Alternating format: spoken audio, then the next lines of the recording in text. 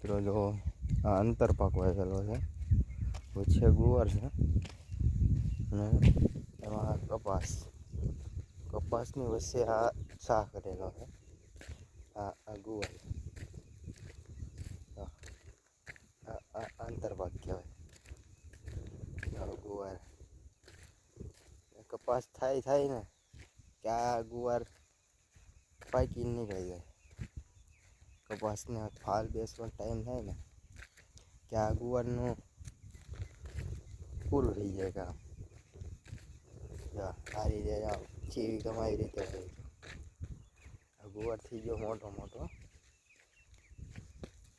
એક મૂકીને એક વાવ્યો છે. એટલે આ કપાસનો શાક છે, પછી આ ગુવાર આ રીતે છે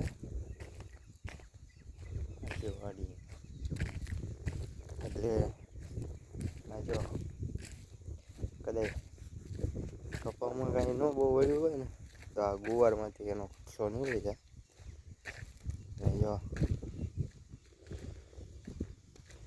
કપાસ તો નાનો સહી વાવ્યો જ છે, પણ આ ગુવાર તો અત્યારે મોટો થઈ ગયો.